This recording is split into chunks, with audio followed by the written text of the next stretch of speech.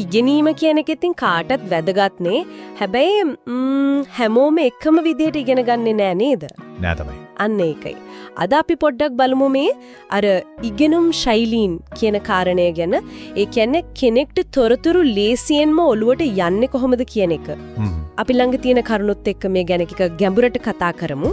ඒක හොඳයි. මොකද මේ සංකල්පය ගැන දැනගත්තම තමන් ඉගෙන ගන්න විදිය තවත් හොඳ කරගන්න අර කාර්යක්ෂම කරගන්න පුළුවන්. ලොකු උදව්වක් වෙනවා ඇත්තටම. ඔව්. ඉතින් අපි බලමු මේ ඉගෙනුම් ශෛලියක් කියන්නේ හරියටම මොකද්ද? ප්‍රධාන වර්ග තියෙනවද මොනවද ඒවා? හරි.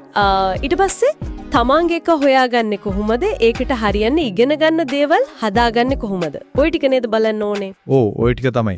එතකොට මුලින්ම මේ ඉගෙනුම් ශෛලිය හරිම සරලව කිව්වොත් ඒ කියන්නේ කෙනෙක් වැඩියෙන්ම කැමති ලේසියෙන්ම පාවිච්චි කරන ක්‍රමයේද? ඔව් එහෙම කියන්න පුළුවන්. ඒක තමයි තමන් වැඩියෙන්ම නැඹුරු වෙන ක්‍රමය. හැබැයි මෙහෙම දෙයක්ත් තියෙනවා. මොකද්ද? මේකෙන් කියවෙන්නේ නෑ කෙනෙක් එකම එක ශෛලියකට හිර වෙලා කියලා. එහෙම නෑ. හරි.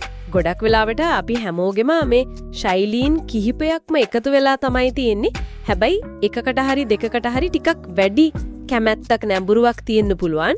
ඒක වැදගත් කාරණයක්. එතකොට මේ අපි අහලා තියෙනවනේ ප්‍රධාන ශෛලීන් ගැන.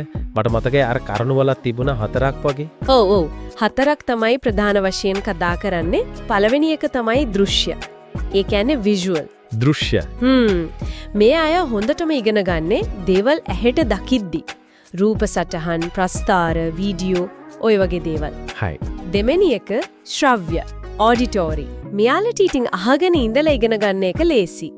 දේශන අහන එක, සාකච්ඡා කරන එක, මොනවා හරි පටිගත කරලා අහන එක.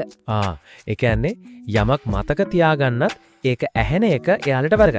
සමහර විට මේ වගේ වැඩසටහන අහන අය අතරත් ඒ ශෛලිය ප්‍රමුඛ අය ඉන්නේ ඇති නේද? බොහෝ දුරට ඉඳ තිනෝ අනිවාර්යයෙන්ම. තුන්වෙනි එක තමයි කියවීම, ලිවීම. reading writing. මේ අයට ඉතින් තොරතුරු කියවලා ලියලා තමයි හොඳටම මතක හිටින්නේ. සටහන් ගන්නවා, පොත්පත් කියවනවා, ওই වගේ දේවල් වලට කැමති. හරි. හතරවෙනි එක? හතරවෙනි එක තමයි කායික. ඒ කියන්නේ kinesthetic. මෙයාලා ඉගෙන ගන්න අතින් කරලා බලලා අත්දැකීමෙන්. අර hands on කියන එක? අන්න ඒක තමයි. ප්‍රායෝගිකව යමක් කරලා බලන එක. හරි. ඒ වර්ග ටික පැහැදිලි. ඒත් මට මෙහෙම දෙයක් හිතෙනවා. කෙනෙක් කොහොමද හරියටම දැනගන්නේ Taman වැඩියෙන් බර මොන ශෛලියටද කියලා? සමහර වෙලාවට අපි හිතාගෙන ඉන්න එක නෙමෙයි වෙන්නත් පුරන්. හොඳ ප්‍රශ්නයක්. ඒකට ඇත්තටම පොඩි ස්වයං නිරීක්ෂණයක් ඕන වෙනවා. Taman ගැනම බලන එකක්? ඔව්.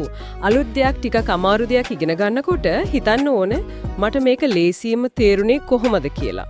උපදෙස් ටික කියවුවමද, කවුරු හරි කියනකම් අහගෙන හිටියමද, රූපයක් දැක්කමද, නැත්නම් අතින් කරලා බැලුවමද? අන්න ඒ වගේ. ඒ වගේම බලන්න පුළුවන් මොන වගේ ඉගෙනුම් වැඩක් කරද්දිද ඉක්මනට එපා වෙන්නේ, අවධානයෙන් නැති වෙන්නේ කියලා. ඒ කියන්නේ Taman ඉගෙනගත්ත විදිහ ගැන පොඩ්ඩක් ආපහු හිතලා බලන එක වැදගත්. අනිවාර්යෙන්ම. එතකොට Tamanගේ අර ප්‍රධාන නැඹුරුව මොකක්ද කියලා පොඩි අයිඩියා එකක් එනවා. ඒක දැනගත්තට පස්සේ Tamanගේ ඉගෙනුම් ක්‍රමයකට ගැලපෙන විදිහ හදා ගන්න පුළුවන්. එතකොට එතෙන් ඉගෙනීම නිකම්ම කාර්යක්ෂම වෙනව විතරක් නෙවෙයි, තවත් ආස හිතෙන දෙයක් වෙනවා. ඒක ඇත්ත. අපි උදාහරණ ටිකක් කතා කරමුද? දැන් අර දෘශ්‍ය කෙනෙක්ට මොනවද කරන්න පුළුවන්? දෘශ්‍ය කෙනෙක්ට පුළුවන් තොරතුරු දෘශ්‍ය විදිහට හදාගන්න බලන්න. උදාහරණයක් විදිහට මනස් සිතියම් අඳින්න එක. මයින්ඩ් මැප්ස් කියන්නේ. එහෙම නැත්නම් වැදගත් දේවල් පාට පෑන් වලින් ලකුණු කරන එක. රූප සටහන්, charts එහෙම පාවිච්චි කරන එක. හරි. ශ්‍රව්‍ය කෙනෙක්ට පුළුවන් වැදගත් දේශනයක් හරි පාඩමක් හරි රෙකෝඩ් කරලා ආය අහන්න. එහෙම නැත්නම් ඉගෙනගත්ත දේ ගැන තව කෙනෙක් එක්ක කතා කරන්න, සාකච්ඡා කරන්න. ඒකෙන් මතක හිටිනවා. එතකොට අර අනිත් දෙක කායිකයටයි, කියවීම ලිවීම අයටයි මොන වගේ දේවල්ද කරන්න පුළුවන්? කායික කියන්නේ කිනෙස්තෙටික් අයට ඉගෙන ගන්න දේට සම්බන්ධ ප්‍රායෝගික වැඩවල යෙදෙන්න ඕන. පුළුවන් නම් මොඩල්ස් හදන්න, පොඩි අත්හදා බැලීම් කරන්න. කියවීම ලිවීම අයට ඉතින් හොඳට කියවන්න ඕන. කියවලා ඒ දේවල් තමන්ගේම විදිහට සාරාංශ කරලා ලියන්න ඕන. විස්තරාත්මකව සටහන් තියාගන්න එකත් ගොඩක් ප්‍රයෝජනවත්. එහෙමනම් අද අපි මේ කතා කරපු දේවල් වලින් පේනවා තමන්ගේ ඉගෙනුම් විදිහ අර ශෛලිය හඳුනා ගන්න එක කොච්චර වැදගත්ද, ඒකට හරියන්න වැඩ කරන එක කොච්චර ප්‍රයෝජනවත්ද කියලා. ඇත්තෙන්ම ඒකෙන් ඉගෙනීම පහසු වෙනවා වගේම සාර්ථකත් වෙනවා. ඒත් අවසාන වශයෙන් පොඩ්ඩක් හිතන්න දෙයක් තියෙනවා. මොකද ඒ? තමන්ගේ අර ප්‍රධාන ශෛලියට ගැලපෙන ක්‍රම පාවිච්චි කරන එක හොඳයි තමයි.